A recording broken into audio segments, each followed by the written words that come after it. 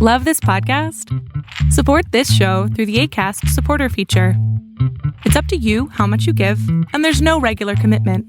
Just click the link in the show description to support now.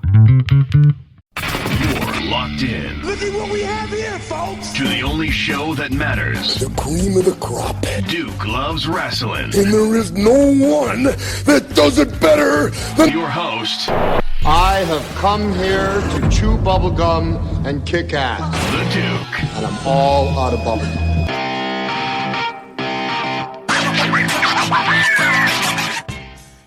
Happy Thursday, October 17th, 2019, and welcome back to Duke Loves Rasslin.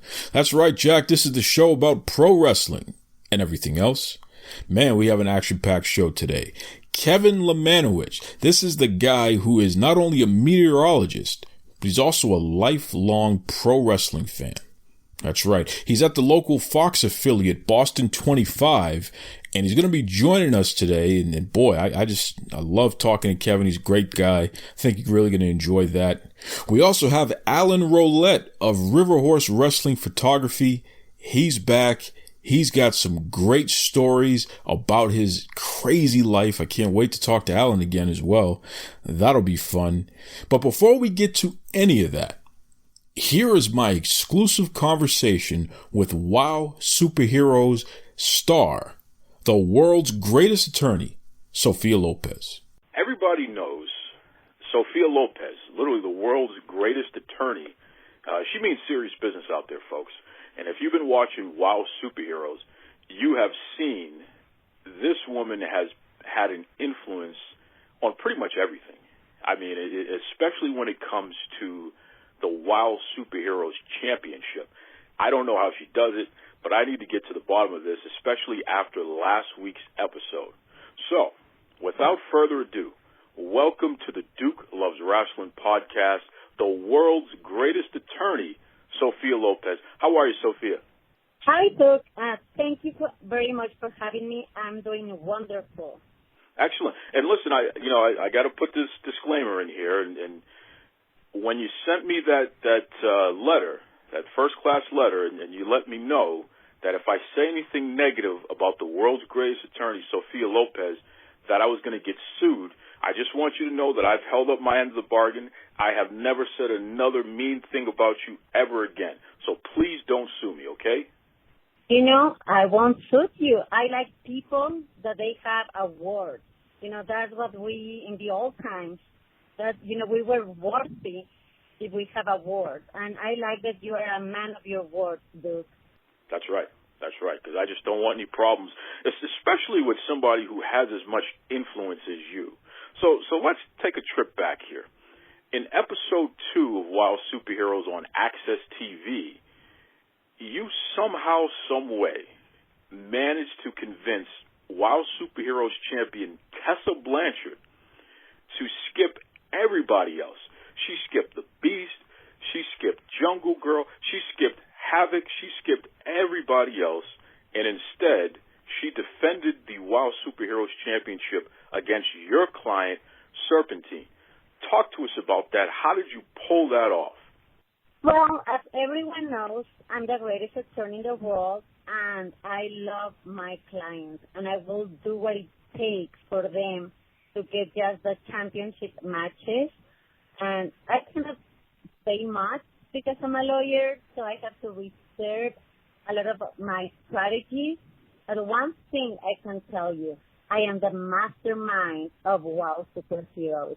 And I do have friends in high places, and they know it. And that's one of the reasons that sometimes I can achieve my goals. And one of my goals is to have my clients happy. I want them to get that belt, not because, you know, I want to, it's because they deserve it. Like Serpentine, she's amazing. She is the whole package to be the next WoW Superhero champion. I want the fans to see that. I want the fans to explore more than they have been able to see. And Serpentine has that flavor of the lucha libre, you know, doing a lot of acrobatic stuff. jumping on the rope, flying moves. She's an athlete. She's amazing. So that's one of the reasons I really want her to have the belt. Well, and I can tell you, without a doubt, Serpentine is just amazing in the ring. She is definitely a tough customer and somebody that you don't want to mess around with. And when I had her on the show a few weeks back, she was pretty tough on me, Sophia Lopez, because I made the mistake of mispronouncing her name. I called her Serpentine, and, she threatened to beat me up. So, and that's when you sent me the message threatening to sue me, and it just, oh, my goodness. Like I said, I don't want any problems with you ladies because everybody is so tough. I just don't want any problems there. Speaking of tough, you got to give us the exclusive here, Sophia Lopez. Something very interesting happened this past week on Wild Superheroes on Access TV. Reina Reyes managed to walk into the room at the exact time that Tessa Blanchard and David McClain were discussing who was going to be the next WoW Superheroes competitor to challenge for the WoW Superheroes Championship. And Reina was chosen. And she said that the world's greatest attorney, Sophia Lopez, told her to walk into the room at that exact time. Give us the inside scoop. What's going on here, Sophia Lopez? Well, I don't know if you believe in coincidences. I think it was just like a coincidence that she stepped into the room exactly when I said, hey, Reina, why don't you go and talk to David McClain? But, for me, I can say in this life sometimes things happen because they have to happen. I think Reina just was on the right place, on the right moment, at the right time for her to get a shot of the title. She was lucky. She got lucky at the time. Well, and I'll tell you right now, I think that I'm not really sure what's going on. Is Reina or Tessa or either one of them one of your clients? You can tell us. It can be a secret among friends here. Are you representing either one of those two ladies? I like the suspense. I like that I'm a lawyer and I have the right of non-comment, and I'm very intelligent. So I know you want to know, and it's not that I want to be mean or anything. It's just like I'm being smart. I know how much I can tell. I know how much I cannot. But I'll tell you this. WoW is full of surprises. My alliances change from one person to another. And not because I'm not loyal. Like, in the contrary. It's because I'm totally loyal to my clients. So I'm going to look, the best for them. And they ask me, like, Serpentine, yeah, she's a tough cookie. She's a tough cookie, and sometimes she's like, Sophia, defend me, talk to them. Why are they calling me Serpentine? Or, like when she doesn't get, she wants a VIP treatment since she's with me. She's like, why I'm not getting my VIP treatment? I deserve it. I've been working so hard. I train 24/7. I eat good, I do my part, so they do their part. Me as Sophia Lopez, I need to do my part, and I promise them the VIP services, and that's what I do. So don't feel bad, dude. It's not that I don't want to tell you my secrets, it's just I'm smarter than that. Well, you certainly are. Folks, we're talking to the world's greatest attorney, Sophia Lopez, and you can catch her and all of her clients every week on WoW Superheroes, 8 p.m. Eastern Standard Time, every Saturday on Access TV. Sophia, something interesting happened. A couple weeks ago, we had a wonderful, wonderful young lady who really captured the hearts of everyone, especially with this interview. I'm talking about Steffi Slays. And Steffi revealed to us that you were a person who helped inspire her to get into the pro wrestling business and start training at the WoW Superheroes training facility. And, she's gone on to become such a big star. My question to you is, what's going on here? Did you bring Steffi Slays into WoW Superheroes because you were being nice, or did you bring her in to give people like the governor's daughter, Abilene Maverick, someone to beat up on? You need to tell us the truth here. Come on now. Okay. Listen, I did bring Steffi's place. I am friends. This is one. Okay, I'll reveal this secret to you. This is like, I'm going to give you something so you don't feel like you didn't get anything out of this interview. But Steffi's mom, and she's a very good friend of me. We have been friends for several years. And talking to her mom, I realized that Steffi, she had what it takes to be a good wrestler and be at the top of the Wild Girls. And she was very young at the time, and I hesitated a little bit. And then I thought, you know what? Forget it. There is no age.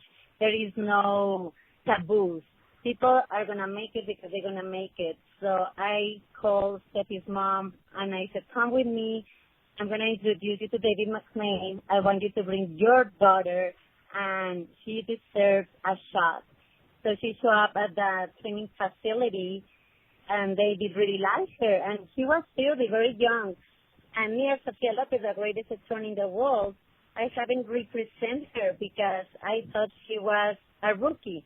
I thought she's gonna get better. She's gonna get the experience, the knowledge, and when she get it, yeah, I will be even happy to represent Stephanie. I think she has the guts, the character, the body, the training. I mean, also she has a whole package to make it big. But I was so busy also with Cage Heat, and back in the day, I wanted to be a manager because I realized that behind every superstar, behind every wrestler, every, great sports person, anything, there is someone that is giving you the opportunity. You need to work hard and do the rest, don't get me wrong, but at least they give you the opportunity to be there, as I said, on the right place, on the right moment, on the right time. So with Cage Heat, I was so touched because they were in jail, and I thought, wow, they really need someone to talk, to be the voice of them, to say, see, everyone has a second chance.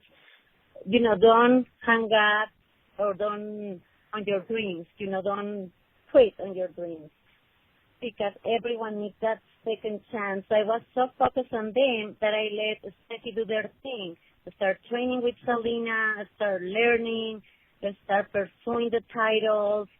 And I think that in the meantime worked out good for a while because, as you mentioned it, like Evelyn Maverick, she was being very hard on her in so many matches. But now you can see that she's been doing amazing, how much she's learned over the years.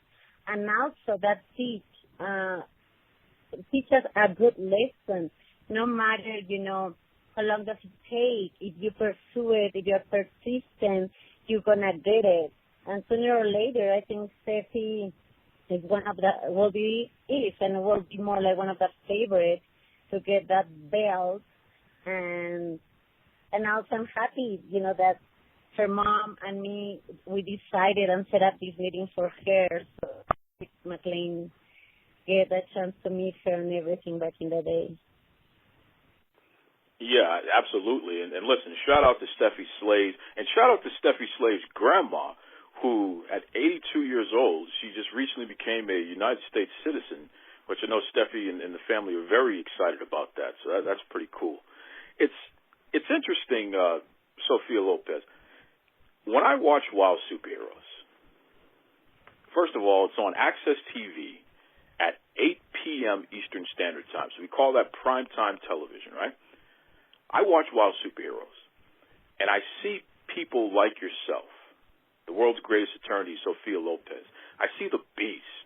I see Serpentine and Steffi Slays and all these ladies here.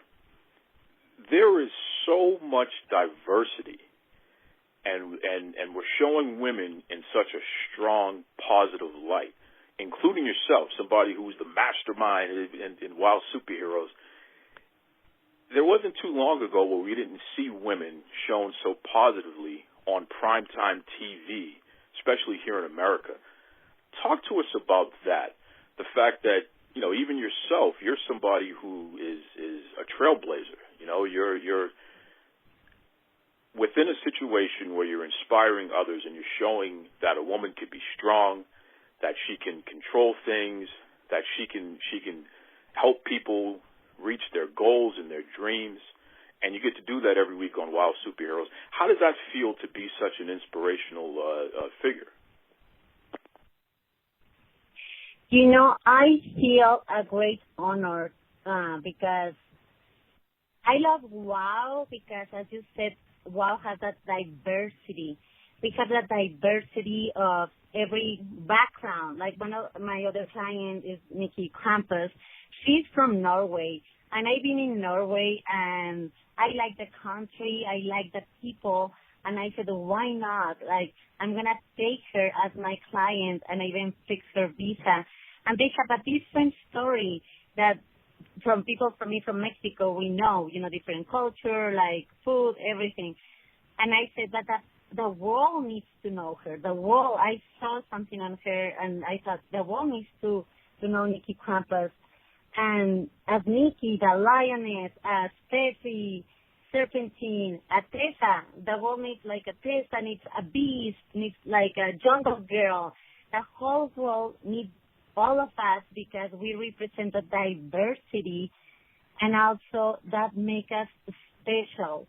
One of the things that I love now about WOW is that we are telling more the stories of each character.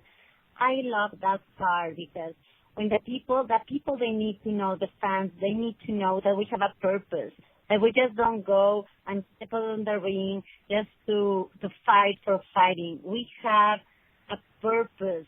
And then when you see the benefit, you understand, and that benefit is to win that belt, but not just for winning and feeling superior. No, it's because something happened in your story that got you at that point that you really want to be on top so people respect you. Because being on top is not about, at least for me, I don't see the belt as like, oh, I'm going to feel like just superior. I just see the belt as that part of respect. Like I got all the way to the top just so them I'm worth it and that I'm doing something great to inspire others. And inspire, like we have a lot of fans. Some fans, the other day posted a picture that I said our fans become our friends and our friends become our fans.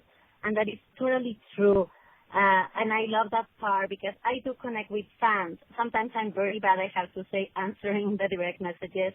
But besides that, I'll try to take the time. And a lot of fans, they've been my friends now. And some of my friends are my fans. And what I like is that for real, they get inspired. They see us like that figure that they want to pursue. Because also we have another couple of fans that they have some disabilities, and that's why we are labeled as superheroes, because we can fight or do those fights for them, and then they can be behind the television, that they feel so related to the character that in those 5 minutes, 8 minutes, or 7 minutes match, they are them doing the match in their mind. And that's what I like, Sophia Lopez, because I'm the mastermind, and not everyone has the capacity to go to the gym and be like a super strong or muscle man to do that, right? So then I like to show them that you can fight without fighting as well. You know what I mean? Like you can have a lot of fights without fighting. Wow. Well, I'm starting to understand why you're the world's greatest attorney. You have all of the answers, it seems. So that's some good stuff there, Sophia Lopez. My goodness. In fact, you know something? I'm wondering if I can use you for your services. There's somebody in Wild Superheroes by the name of Sam Smart, and she's been calling me IQ inferior. So I want to know, the world's greatest attorney, Sophia Lopez, can I utilize your services to straighten out that no-good Sam Smart? Oh, yeah, definitely. And guess what? Usually I don't represent all the girls in WOW because my services are very expensive. So that's one of the reasons we have Samantha Smart. She can manage, the other girls that they cannot afford me. And I'm going to do something for you. I'm going to do a pro bono. So I'm going to get this straight for you at no charge. And another advice, don't even take it personal, Duke. Samantha Smart loves to call everyone IQ inferior. I really think she's very rude. And just don't feel bad. You're not the only one that is being called like that. Yeah, you heard that there, folks. Right there, the world's greatest attorney, Sophia Lopez, will represent me pro bono, and we're going to go after that no-good Sam Smart, because I got a funny feeling just based on what I've seen her do with the people that she manages. She's always cheating on their behalf, Sophia Lopez, which is something you never do. I got a funny feeling that Sam Smart has been cheating, and that's how she got all the good grades that she did in school. I got a funny feeling about that. Exactly. Everything it speaks, by itself. If she's cheating on the ring, of course she cheated, in her career and in school. So that's the reason she got all A or A plus. But don't worry, we're going to get her. We're going to get her because for me, the fans are the best. For me, the fans are the number one. I love the fans, so I can't stand that Samantha Smart calls everyone IQ inferior. You heard it there, folks. I'm telling you, Sophia Lopez, there's a reason why she's the world's greatest attorney. She's letting us know here on the Duke Loves Rasslin podcast. Listen, Sophia, if the fans want to reach out to you on social media, what's the best way they can do it? Yeah, my Twitter, it's going to be at WOWE_Sophia. And it's Sophia with PH. I always like to say this because in the Hispanic community, usually we do the S, but it's PH. So WOWE_Sophia. And Instagram will be WOW_Sophia Lopez. Also, some people can find me on Facebook as Sophia Lopez, and also you guys can reach our main account, which is WOW Superheroes. You heard it there, folks. That's right. Sophia Lopez, the world's greatest attorney. I want to thank you for joining us on the Duke Loves Rasslin podcast, and I can't wait to see what the rest of your clients are going to do in Season 2 of WOW Superheroes on Access TV. Once again, folks, 8 p.m. Eastern Standard Time every Saturday night. Thank you once again, Sophia. No, thank you. And, guys, please keep watching. You'll find a hero. We're labeled as a heroes because we are your heroes. We want to fight for you. And I have 2 clients that are fighting for you in this season, and it's Serpentine and Nikki Krampus. So please cheer for them, support us, and thank you, Duke. Like, being in your show is so much fun. What a fun interview, and what a great person the world's greatest attorney, Sophia Lopez, is.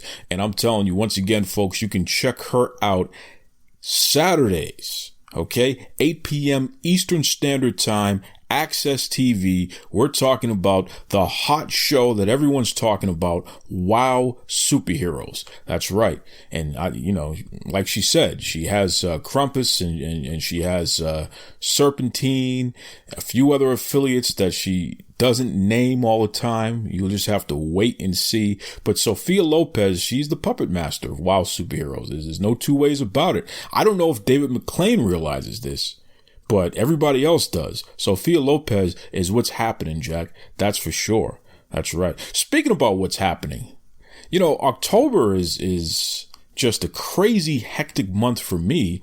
And it's because of 2 important people in my life. And I'm going to give a shout out right now. First and foremost, I got to give a shout out to my mom because today is her birthday.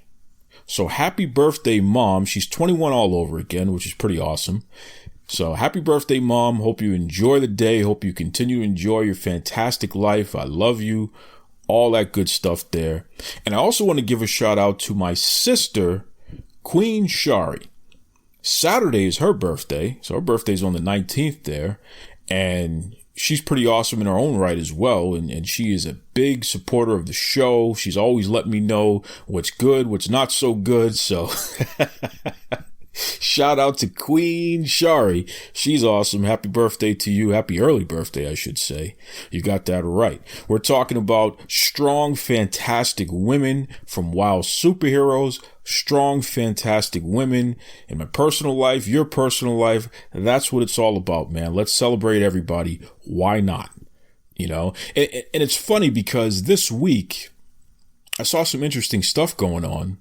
You know, we've had the WWE draft on Raw and SmackDown, and it's interesting because on Raw this week in particular, they started the show with a women's wrestling match, and they ended the show, the main event, women's wrestling match. That's what it's all about, man. Why not? Women should be in the main event. Absolutely. They can do anything and everything that the men can do, and oftentimes even better. So all you wrestling promotions out there, I'm going to continue to remind you, support women's wrestling. There's no reason not to. And again, you look at a program like Wow Superheroes that's kicking butt out there, and it's an all-women's show. People are loving it, and they're getting so much attention on social media. Great interaction. It's just fun. You know, Wow Superheroes is awesome, man. And that's really the way to go. You know, these wrestling companies are starting to realize when your show is on, you definitely want to be doing some live tweeting, interacting with the fans, keeping that energy going. Another promotion that does a great job with that I've noticed is the NWA. And, you know, they're back on the scene, and Billy Corgan and the team there, Dave Lagana, those folks, they've been doing a great job of building this thing or rebuilding this brand. And I noticed that when NWA Power Hour is on, it is just amazing online to see the response and people interacting both on Facebook and on Twitter. You know, and oftentimes they're trending. You know, they've trended #1 a few times. So it's pretty tremendous. Utilize that social media, man. That's a tool. That's a major tool. I know when Impact Wrestling, when they were having, you know, difficulties there, they were on a network that didn't really have as much of a footprint as what they've been used to in previous years. Social media has been the biggest thing that they could utilize, because once again, you're interacting with the fans and you're allowing them to keep up to date with what's going on. And especially when the performers, when the wrestlers themselves are talking about the product that you can see right then and there, whether you're watching online or whether you're watching on TV, it just makes that viewing experience that much greater. It's just fun, man. It's really cool to see. So please, I'm telling all the wrestlers, all the promotions out there, keep that energy going, okay? And shout out to Impact Wrestling. I think they're really an unsung hero in a lot of ways when it comes to their support of women's wrestling, which they've been doing throughout the years with their Knockouts division and even some of the innovative things that they're doing right now with Tessa Blanchard, where, you know, she's competing with the men just as much as she's competing with the women. And it's because Tessa is one of the top wrestlers in the world. So why not? You know, and it would be nice to see some of these other promotions do the same thing. That's for sure. If you have talented wrestlers, it shouldn't matter what gender they are, put them in the ring and let them show the world what they can do. You got that right, Jack. You got that right. Speaking of which, AEW, they have an innovative program happening right now called AEW Dark. So, you know, they have their Dynamite show, which happens every Wednesday night, 8 p.m. Eastern Standard Time on TNT. And it's been a pretty good show. You know, the production value is great. Commentary is great. I personally want to see more wrestling and less of this other stuff. But nonetheless, they've been doing a very good job, especially for a startup wrestling company.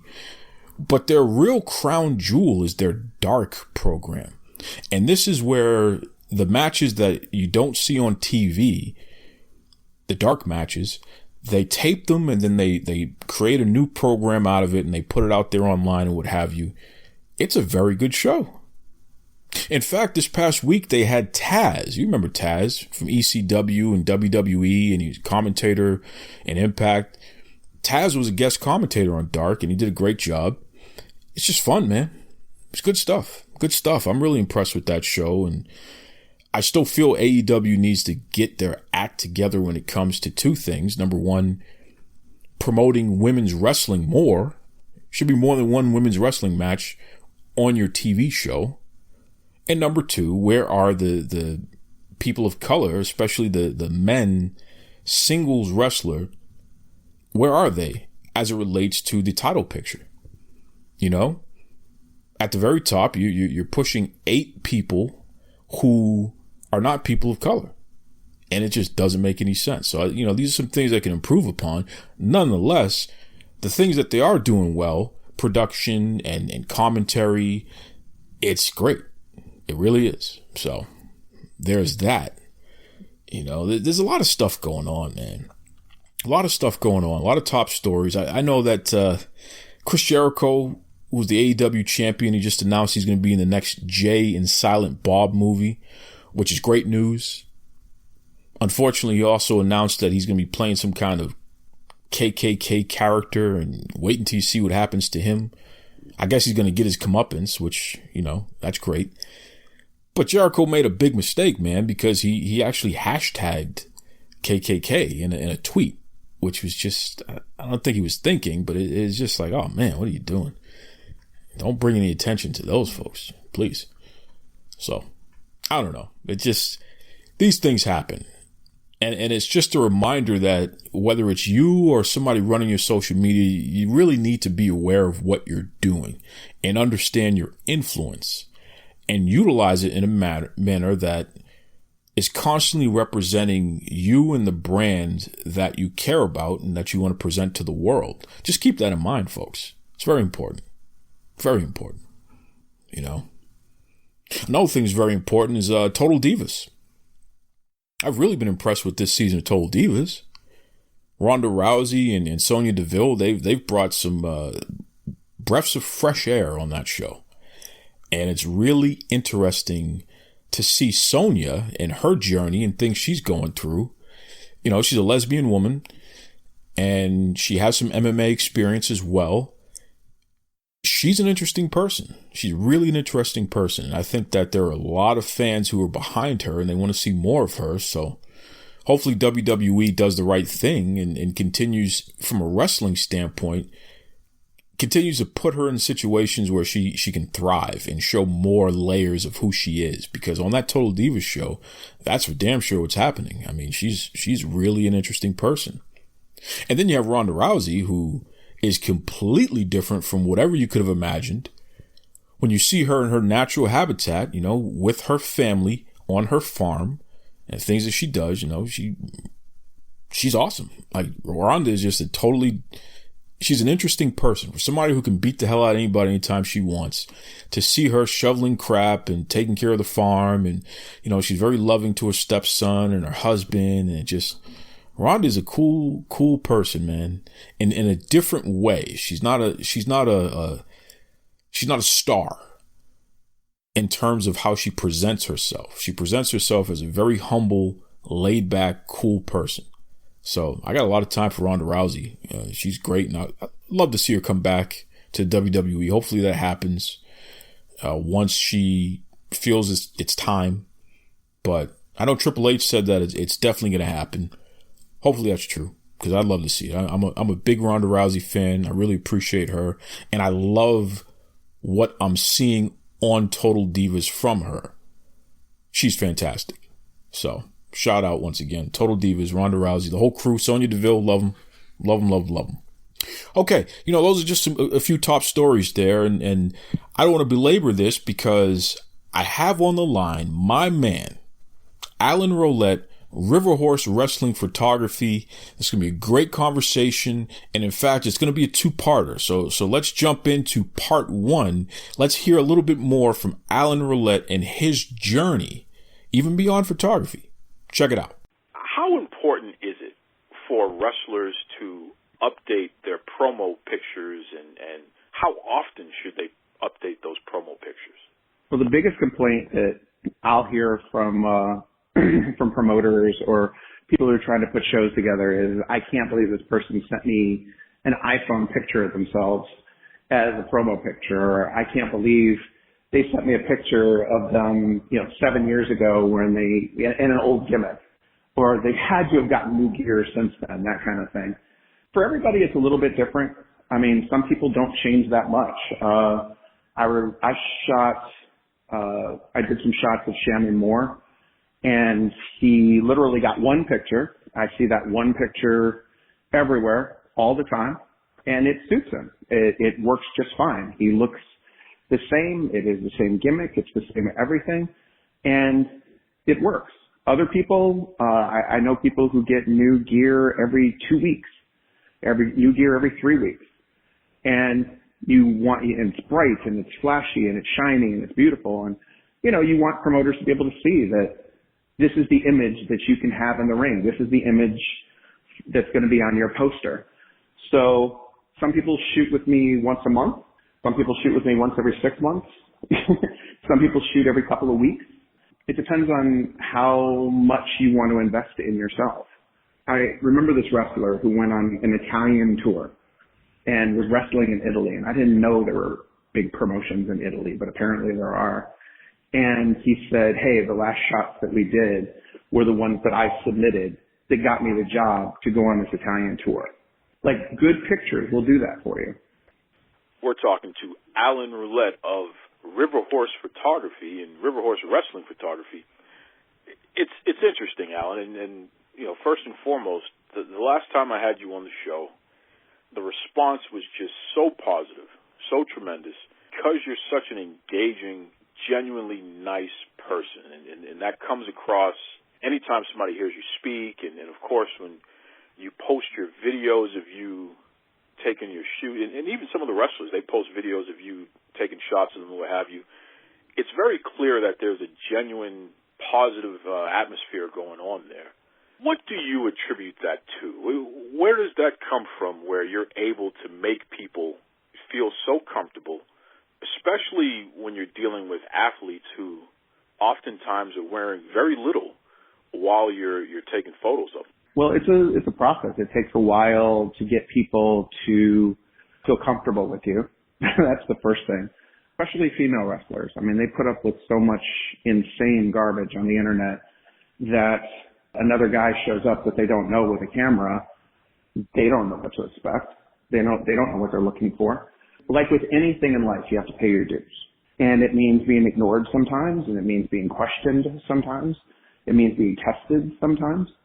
And eventually when all that's done, then I'm just River Horse. I walk in. Most people don't even call me by my regular name. They don't call me Alan. They just say, hey, River Horse. And and there's that graduation backstage. You get recognized. Someone says something to you. Then you get a very limp, kind of soft, touchy sort of handshake. Then you get a strong handshake. And then eventually somebody hugs you when they see you. It's kind of a reunion of sorts. Like with indie wrestling, promotions run 4 weeks, 6 weeks, 2 months, 3 months, something like that. And you walk up and you see somebody and they give you a giant hug and they ask you how you've been and what's going on and this and that. And you realize, I haven't seen this person in 4 months. You're genuinely happy to see them. And you go, well, how are you? And oh my God, you got new gear and look at your hair. And they're like, oh, I got this new move. I'll let you know. I'll let you know when it's coming up. I want to get it on camera. I want to get somebody to take a picture of it, blah, blah, blah. And you start collaborating immediately and talking. And at the same time, you're catching up and, I'll have shoots here and I book it for an hour and 2 hours later we're still shooting.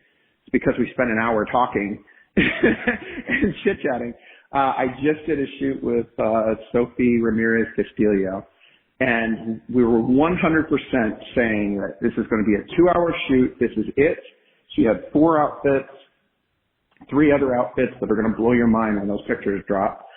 And we're going to be done in 2 hours. And 3 hours and 20 minutes later, we were still working because we were chatting about this and that. And we hadn't seen each other in 2-3 months.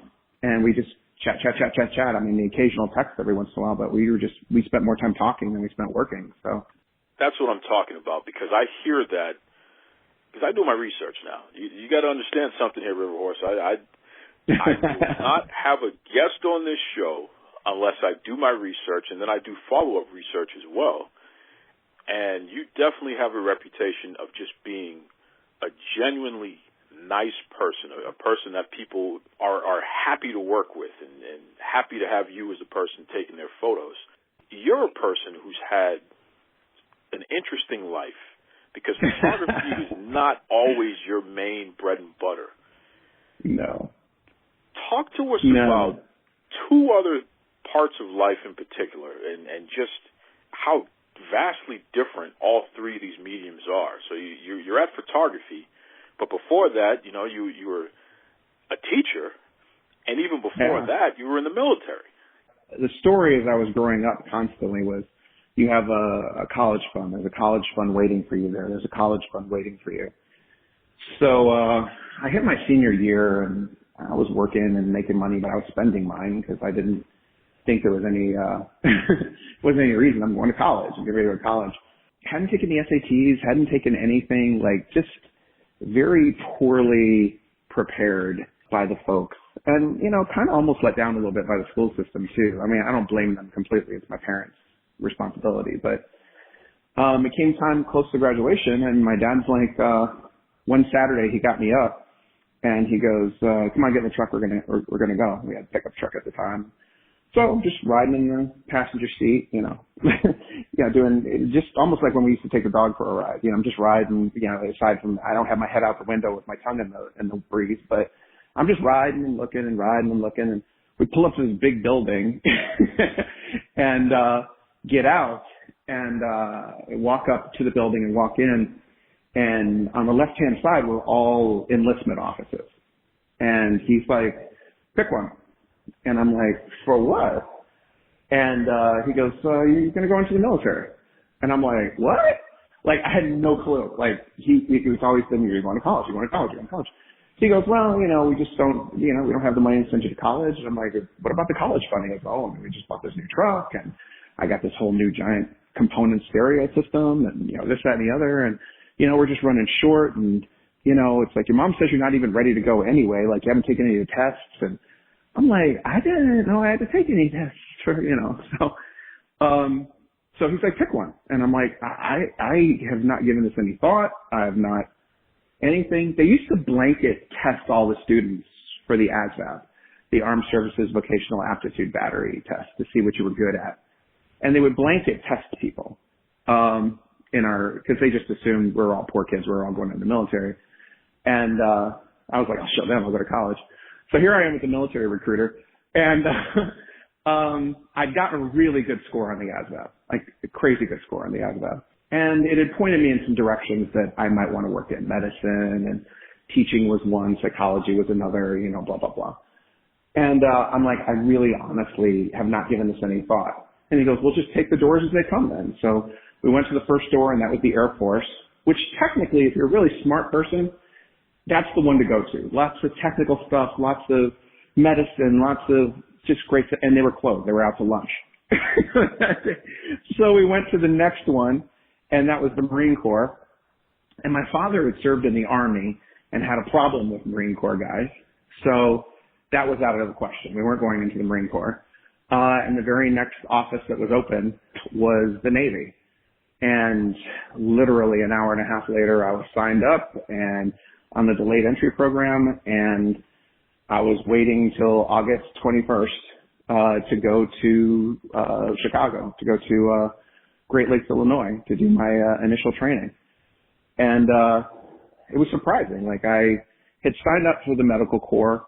They had given me what is referred to as a C school after the A school. A school was hospital corpsman. C school was psychiatric technician, which was basically you're kind of a junior therapist and give medication, that kind of thing, restrain patients and all that kind of stuff. And I was like, well, I do want to be a psychologist, so I guess this is making the lemonade out of the lemons. Waited and made it through my summer, and August 21st said goodbye to everybody and flew off to basic training. So I got there, made it through basic training, went to my A school, which was hospital corps school. They teach you how to work in the hospital. They teach you how to do all those first aid kind of things, how to work in clinics, how to run the equipment. in the military, in military hospitals, the techs, the enlisted run everything. And then the officers are usually a nurse or a doctor or something like that telling you what to do. So we learned all of that stuff. I left there, got training to be with the Marine Corps and left there and went to a naval air station in Texas, where I served at a naval air station for a while. They moved me to a second one, which was in Beeville, Texas, which I'd never heard of Beeville, Texas, but apparently at the time it was the hottest place in the country. It was so hot that they would hang black flags outside, and if you were caught walking outside, you got written up for destruction of government property. It was that hot. And so I stayed there for a few months, and then eventually went to psychiatric technician school, and then spent the rest of my time in Virginia at Naval Hospital, Portsmouth, Virginia. After I left there, I went to California for a while. I was very much into music and had a girlfriend at the time and blah, blah, blah, and went out there and was going to, become king of rock and roll. And I worked as a psychiatric therapist out there. It was really easy in California. When people complain about California a lot, but one of the cool things about California is if you have experience in the military, at least back in 1989, 1990, if you had experience then, that translated to some sort of certification in California. So when you got out of the military, you can work if you went to California. There were other places that was not the case. So started working and doing my thing, left California, went to North Carolina, was still working. I was working in a burn center at that point. Eventually became kind of the psychiatric liaison between the psychiatric department and the burn department, because the burn people did not understand crazy people at all. And the psychiatric people didn't understand the medicine of the burns. So they had somebody who floated back and forth, and that was me. Met my wife, and the rest was history. So we had kids, and in raising them, sometimes you get very thoughtful in life. Like, you get very thoughtful about things, and you look at what you have and you say, am I doing enough? Do I deserve what I have? Everybody does it. It's like a crisis of conscience. Everybody has one. Sometimes you run out and buy a big red sports car and, get a young wife and, freak out and whatever, or sometimes you change your profession, or sometimes or whatever. And so I thought, the best way that I can serve mankind is to become a teacher. So I finished up a degree I had been working on, became a kindergarten through fifth grade teacher, and taught kindergarten through second grade was the beginning of my career. Kindergarten, first grade, and I did second grade a couple of times too.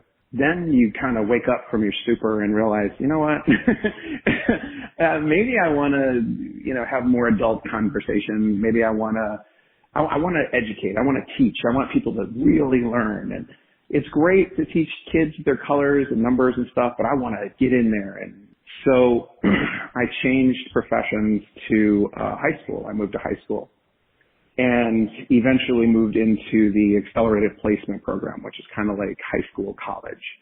You pass the class and you take the exam, and if you pass the exam, you get college credit, kind of thing. Several years having high-minded historical discussions with kids who either cared way too much or cared way too little.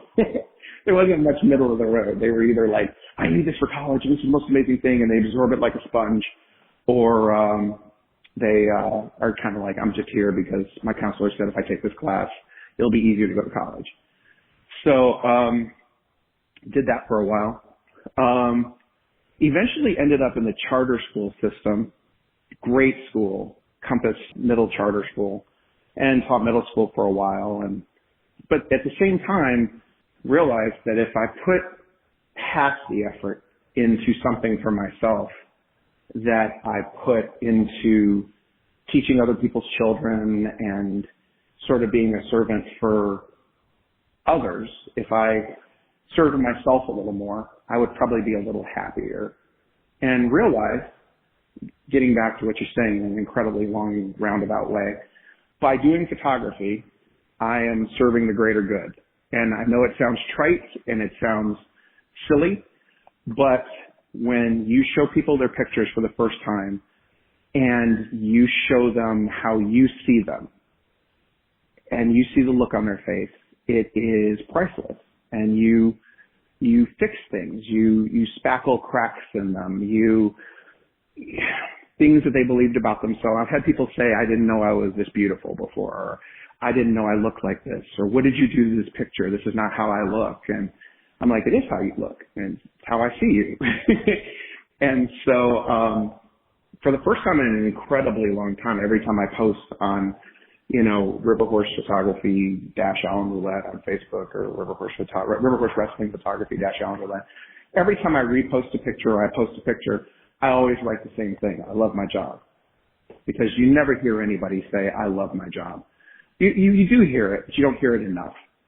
And when I post that picture that I took, I have a memory, that person has a memory of it. There's a whole story behind it. There's a whole day or an hour or however long it took behind it. And I really do love my job. I love my job. I love my life. And because I love it so much, everybody else has a good time when they do it too. They love what they're doing. They might be nervous or self-conscious or please don't shoot this, please don't do that, please don't this. I'll snap off 4 or 5 pictures, I'll show them, and they'll go, oh my God. And then all of a sudden we're off to the races and having this very intimate shared experience with each other doing photography. And they keep coming back. They come back because it's a good experience for them. It's such a beautiful journey to hear you describe all of those different periods in your life in such detail and explain the transition.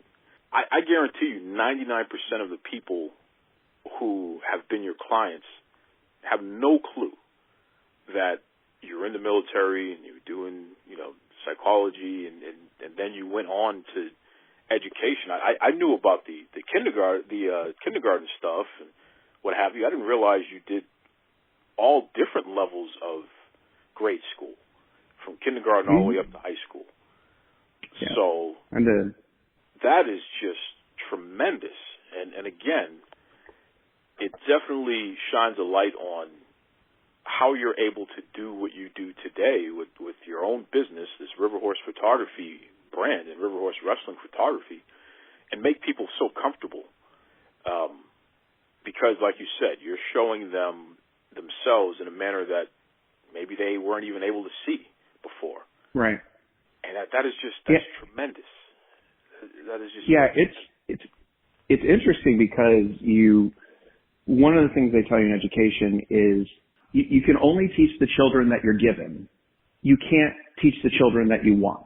You can only deal with what's handed to you. You can only take care of what's put in front of you. And if you spend your time lamenting about this or that, then you're spending your time doing that versus actually taking care of the business that's in front of you. It drives me crazy when people come in and they tell me I'm ugly or I'm this or I'm only doing this because I have to. I'm only doing this because they require a headshot and blah, blah, blah. Because, I see opportunity and possibility and, and they don't. That's all shut down in them. And then you snap a few pictures and you start showing them what you're doing, and then they start to get it. And then you send them, I always like to send people previews, and I will email them a preview or message them previews, and they go, oh my God, and I'm like, yeah, like you came in here thinking this was going to be the worst experience of your life. Like I'm just taking pictures. Like I'm not doing a colonoscopy. I'm not, there's a ton of stuff that is way worse than standing in front of my camera. When you can get people to understand and trust that you have their best interests at heart. Let's just say I wasn't altruistic at all. Let's say that I was just doing it for the money and I was this, that, and the other. If I shot bad pictures of every single person that walked in here, I wouldn't be in business anymore. But then there is on top of that all this extra stuff, stuff that comes from teaching, You know, the stuff that comes from working in psych, the stuff that comes from growing up the way I grew up. And you go, you know, I am going to make this person feel great, and they're going to love this, and they're going to appreciate it, and they're going to love it. And the thing is too, is like the people, when they get to be in their 50s, I'm 52, and I shouldn't say people, I should just say me. I'm 52, and you start to think about your legacy, and you realize that your legacy is your children, of course, and your legacy is what you build and what you have and whatever. But in reality, in for real reality, people stop being sad that you're dead. They miss you, but they stop being sad about it. You're not in the middle of conversations anymore because you become less than relevant. Once a year you pop up, this is the day my father died or something like that. But the interesting thing about being creative, like you with your show, and me with photography, and other people I know that paint and do this, is when I die, those pictures are going to be in somebody's album or on somebody's dresser or in somebody's whatever.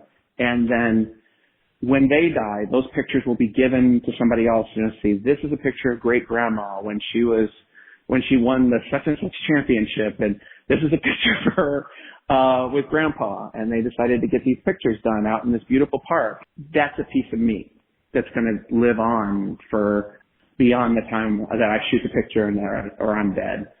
And that is to be able to give people the gift of being able to see themselves, and at the same time give myself the gift of a limited immortality. That's a pretty powerful thing. And I tell people I love my job because I love my job. That's what I'm doing. I'm giving you memories, and I'm making myself, every picture I take that you buy or that you get makes me immortal a little bit. What a cool guy Alan Roulette is. Once again, you got to check out River Horse Photography and River Horse Wrestling Photography. So keep in mind, it's an umbrella type of deal here. He goes to the wrestling shows and he does great jobs of capturing amazing moments of the wrestlers. And he'll also do personal portraits for them. You know, they got to keep that stuff and always have promo pictures and what have you. They sell them, autograph them for the fans. Really cool stuff. But he also does photos for regular folks like you and I. You know, he's not just doing athletes. He does everybody. And you have to check out his website and definitely do whatever you can. I'll be posting all the links and what have you, especially with the holiday season coming up. I mean, this is a great time to get your photos in before the rush happens. You know, the rush. And Alan Roulette's a great guy, great photographer to definitely utilize. So next week we'll have part 2 where he digs even deeper. He talks about his family a little bit, and I really think you're going to enjoy that. That's right. Okay, up next, we have the guy from our local Fox affiliate. We're talking Boston 25, meteorologist Kevin Lemanowicz. And Kevin is a lifelong pro wrestling fan, and he is just so awesome and really fun to listen to, and he has some great perspective. So we're going to listen to Kevin coming up next. But before we get into that, we got a special message from our friend Michelle Evans, who's competing to be your next Maxim Magazine Maxim cover girl. Hey everyone, it's Michelle Evans. Thank you so much for supporting me on this Maxim Cover Girl contest. Because all of you listening to Duke Loves Wrestling's podcast, I have made it to the next round, and I am just a few rounds closer to being your next Maxim Cover Girl. Please continue to vote, and remember, you get one free vote every 24 hours. Head over to maximgirl.com/2019/Michelle-7 and vote for me, Michelle. Thank you again, and keep listening to Duke Loves Rasslin. Some of the best pro wrestling in the history of the sport was happening during the 1980s. It was awesome. You know, who was the better wrestler, Ric Flair or Hulk Hogan? And, you know, the Road Warriors are going crazy, and the NWA and WWF and World Class, all kinds of crazy stuff was just going on, and it was just a great time to be a wrestling fan. At that same time, though, it was a little taboo to admit in public that you're a wrestling fan. I mean, you would have people that would want to debate you and give you a hard time. What are you watching that fake stuff for? Don't you know it's fake? You know, it's as if they wanted to tell the kid that Santa Claus isn't coming through your chimney every chance they got. Just really, mean-spirited stuff there. But what's interesting is, as the internet took off, it allowed people from all over the world who had shared interests to connect with one another. And as you folks know, we wrestling fans, we've taken full advantage of that. And because of our passion, because of our love of pro wrestling, it has allowed wrestling to come back into the mainstream. I mean, today in 2019, every major publication and news, they all cover pro wrestling. And I know for a fact it's because of our love and because we've never given up on our fandom. What's really cool is when I discover people that I'm familiar with are pro wrestling fans. Like, it's just like, wow, I never knew that. And then it turns into this big thing. I feel like a kid in Christmas because it's like, you're a pro wrestling fan too? This is awesome. So for our next guest, I just recently found out a person who I watch practically every night on my local 10 o'clock news, just found out that he's a lifelong wrestling fan. I said, you know something? Got to get him on the show. Definitely want to talk about this because this is cool. So without further ado, the meteorologist of our local Fox affiliate, we're talking about WFXT Boston 25. Welcome to the Duke Loves Wrestling podcast, Mr. Kevin Lemanowitz. How are you, Kevin? Doing great, Duke. Thanks for having me on. Well, it definitely is my pleasure, and I got to ask you right off the bat. We have SmackDown, which has moved from the USA Network over to Fox.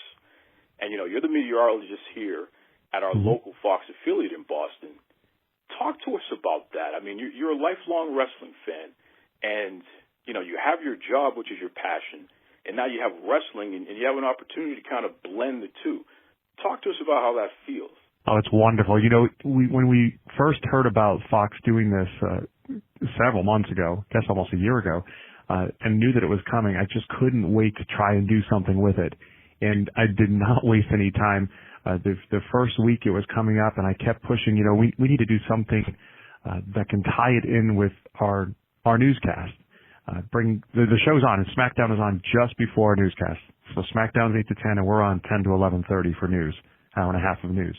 So fortunately, I have great management here who thought that's a great idea. Let's figure out what we can do.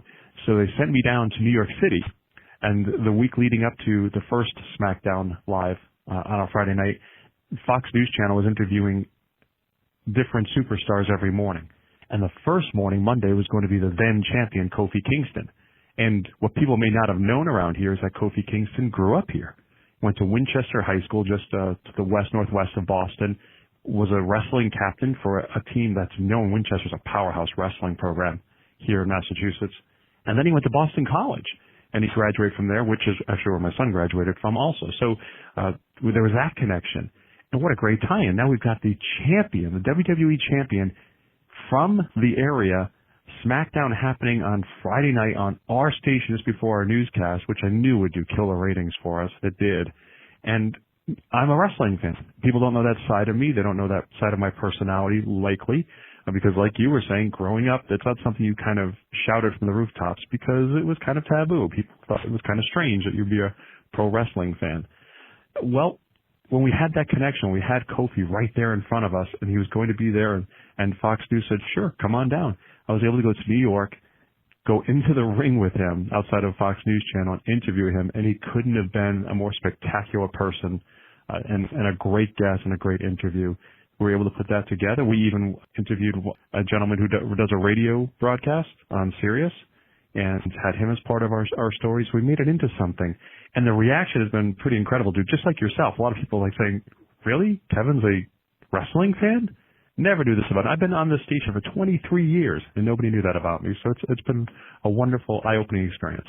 Well, and that really is the best part. I mean, like you said, you've been on television for 23 years, and you do such a great job. I mean, you legitimately are just an excellent meteorologist. The fact that you're also a wrestling fan is just so cool because we legitimately, within the wrestling fan community, come from all walks of life. No doubt. A lot of folks, you know, they have a stereotype of us as if we're just these folks who, you know, we're nothing happening, do nothing jobs, or what have you. Well, hey, Kevin is a meteorologist. Think about all the schooling and everything you had to go through in order to get that gig, and you've been doing it for so long. All right, so Duke, I'm actually a scientist. I studied meteorology. I worked for forecasting firms. So if I was on television, I would be doing the meteorology for the National Weather Service, for an airline, for a forecasting firm, like an AccuWeather, for instance, that does 24/7. The one I worked for was called Fleet Weather in New York. So that's what I do. So I'm a scientist that went to school and studied the science. On top of that, and this is not said to sound snobby, but I went to Cornell University, which is an Ivy League school. And I only say that because I think people will look at me and think, okay, he's a scientist on television, and he went to an Ivy League school, and he likes wrestling? There's a disconnect there. People assume, I think, and in my experience, people assume that not the most educated people watch wrestling. And that perception is changing now. You know something, now that you tell me that you have these kind of big-time connections, I mean, you were able to go to New York and interview, at the time, the WWE champion, Kofi Kingston of the New Day, and, you know, you went to an Ivy League school in Cornell, which is just excellent. Tell me the truth here, Kevin, and you can level with me here. You can let me in. Did you pull some connections to make sure Kofi and the New Day got drafted on SmackDown? Because it's a little funny coincidence here, finding out that you're so connected, and then that happened the other night. What's going on here? No, I had nothing to do with it at all. No way, Duke. I had no say in any of all that. I mean, we want the best to be on SmackDown for our show, for our ratings, obviously, because we want, and you knew Brock Lesnar would be there, for instance, because you want that big name on the $1 billion Fox contract. And it really shows how popular and over the New Day is to have them there as well. Absolutely. And, you know, it's funny when you talk about that because, like you said, your broadcast comes in literally directly after SmackDown's off the air on Friday nights there. It goes right into our 10 o'clock news. I find it interesting, though, that you were afforded the opportunity to actually go and interview Kofi because I don't see too many meteorologists doing interviews there. So that definitely says a lot about the type of respect that the station has afforded you there. You've definitely earned a pretty good place there, huh? Well, they've known since forever, since I've been here, that I'm a wrestling fan, and it's not something that we've talked about on television so much because we didn't have a show on. But they knew it, and so when the opportunity came up, I was the natural guy to go to, even though, you know, when you're on air, and especially in this day and age of social media and personality, people want to see that different side of you. At least that's what they tell me. So the meteorology is one thing, and the forecasting, I mean, you have to be accurate, and I believe me, I wouldn't be here 23 years if I wasn't perceived to be accurate. That they would have run me out of here a long time ago.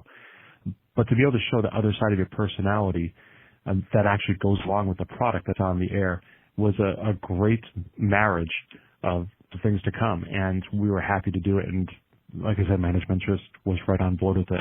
That is impressive. And it's funny that you talk about the fact that the importance of being accurate with your job.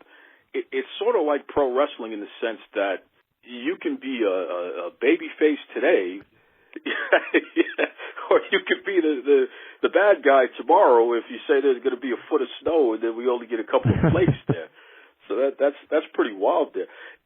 Were you saying I'm a heel now? No, I'll tell you right now, Kevin, this is the reason why I watch you on Boston 25, because you absolutely are accurate, and it just...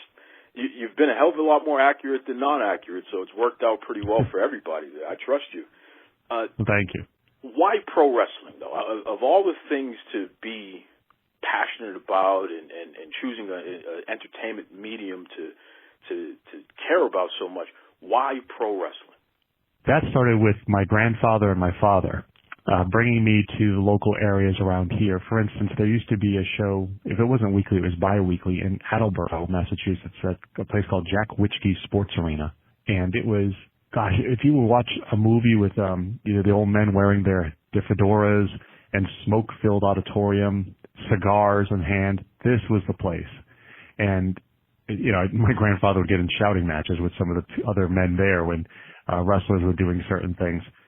But it was interesting to go and watch. And of course, as a kid, you don't realize the predetermined aspect of it. You just assume there's two guys and they're beating the hell out of each other. So we go to this, and it was only a couple dollars going to sit in the bleachers, and it wasn't much bigger than what you would see in a TV studio on Saturday morning. The interesting thing, and it started to click with me back then, after a while, I remember distinctly one time a match between Greg the Hammer Valentine and Chief Jay Strongbow. And Greg the Hammer Valentine put that figure 4 on Chief Jay, and the Chief got carried out on a stretcher, and everybody was gasping, his leg must be broken, what did Greg Valentine do?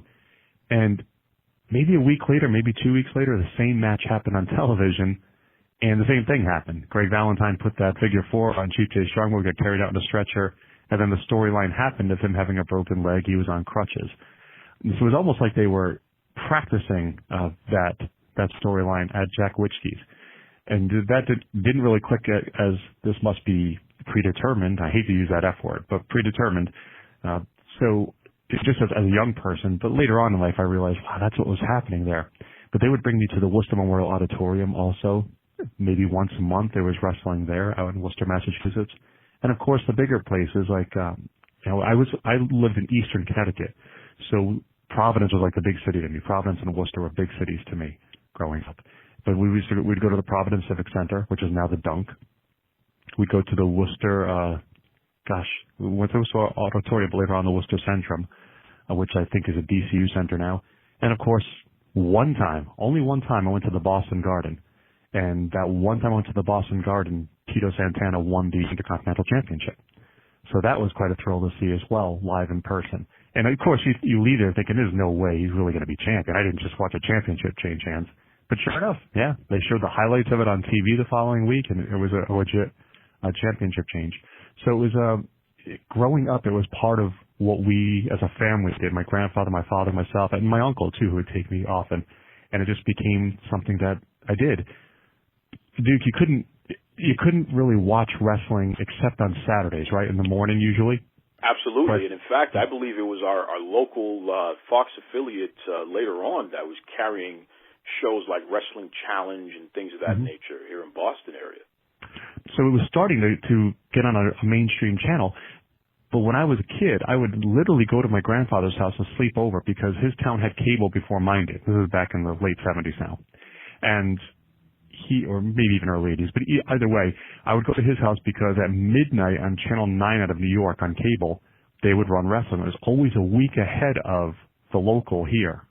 And back then in Worcester, Channel 27 in Worcester ran wrestling. And that's what I would watch the following Saturday. And I would always see it a week later, the same thing that I saw at my grandfather's. So I'd sleep over his house, and he'd be sound asleep at 9 o'clock, but he'd wake up at 11 and make a pizza for us. And at midnight, we'd watch wrestling. And boy, such great memories. Like that was the place. That midnight show is where I watched Larry Zbyszko turn on Bruno Sammartino and hit him with the chair in the ring and the big red X across the screen to censor the blood so you wouldn't see it on TV back then. And so that's where it came from. And I've never let go of it. I've always enjoyed the entertainment aspect of it. Yes, I know it can be hokey and campy sometimes, but so what? So is any kind of entertainment. So are some movies. So are soap operas and TV shows you watch on a daily basis. And I think people are realizing that now. How is this different than this goofy show I watch on this other network that I think is fantastic and Kevin probably hates? It's just a different form of entertainment. Wow. I'll tell you something right now, Kevin, and as you said, I mean, you have been a meteorologist here in Boston for the past 23 years. We're talking about Boston 25, our local Fox affiliate. And we just know you as the straight guy, the guy who does the weather, and he's the guy that you have to check out because he's going to let you know about how to plan your day the next morning and what have you. It is so interesting to hear you tell your story about what inspired you to become a wrestling fan and to remain a wrestling fan basically for life. And the fact that you have that family connection with your grandfather and staying up late at his place and he's making pizza and it literally is just a family affair. That's just good stuff, man. I mean, that's really good stuff. And folks, this is why Kevin Lemanowitz is somebody that you definitely should keep up with, even if you're outside the Boston area. I'm telling you right now, this guy, he's a cool dude, and you can hear it right here. Thanks, In dude. fact, Kevin, please let everybody know, how can they check you out on social media and even the station, what have you? What's the best way that folks can continue to keep up with Boston 25 and also Kevin Lemanowitz? Oh, that's really kind of you. I'm really only active on Twitter, and that's at KevinBoston25, all one word. I'm not a big social media guy as much as they would love me to be in this business, but our station definitely runs Instagram and Facebook and Twitter. And if you just look up at Boston 25, you'll find them on there, and they'll be posting stuff about wrestling and myself and any of the stories we've done. In fact, all the stories we did with Kofi and the Sirius XM guys will be on those pages somewhere if you want to check them out. And if you're ever in the area and need to know the weather, at BOS25 Weather on Twitter is where a lot of the information goes out of as well. So check that out if you can. I told you about Kevin. I mean, for the weatherman, for the meteorologist, this guy knows his wrestling and he's a lifelong fan. It's a family affair. Just a really cool dude. And don't worry, folks. We're going to be hearing a lot more from Kevin through the months, especially, here in Boston. We get these nor'easters and these major snowstorms and we get feet of snow at a time during our winter time. So it'd be cool to check back in with Kevin and get the heads up on what's coming down the pike. And also, just the fact that he is the meteorologist who does the 10 o'clock news, which is happening directly after SmackDown. Okay, so SmackDown leads right into the 10 o'clock news, and Kevin's one of the first people you hear from because you got to get that local weather. You got to know what's going to be happening the next day. He's an interesting guy, and he's in an interesting position. So it's fun to see. And even if you're not from the Boston area, you can still follow Kevin online, and I'm sure he'll love to talk wrestling with you. And you can check out Boston 25, our local Fox affiliate. Just really cool stuff, man. Cool stuff going on. And what a great episode. I mean, again, just a lot of great guests as usual. I definitely want to thank the world's greatest attorney, Sophia Lopez, and Alan from River Horse Photography. Of course, Michelle Evans, who is vying for that spot to be your next Maxim magazine, Maxim cover girl. Kevin Lemanowitz from Boston 25, just awesome. My mom, my sister, happy birthday to both of you once again. And that does it, folks. Join me next week. Of course, I'm going to have more great guests. I'm going to be sharing some more thoughts, and we'll keep this train going, baby.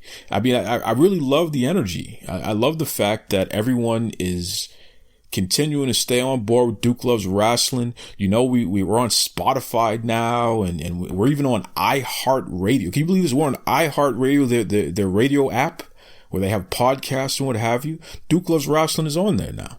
So everyone is spreading the word. Everyone is enjoying the show, enjoying these great interviews, and it's not going to stop. And when you hear the lineup of guests that I have coming up, it's going to knock your socks off. I mean, it's just only going to get bigger and better. We ain't going to stop, baby. That's right. So until next week, be kind to yourselves, be kind to others. Take it away, Tony Schiavone. Mr. Tony Schiavone, and we're desperately out of time on Duke Loves Wrestling.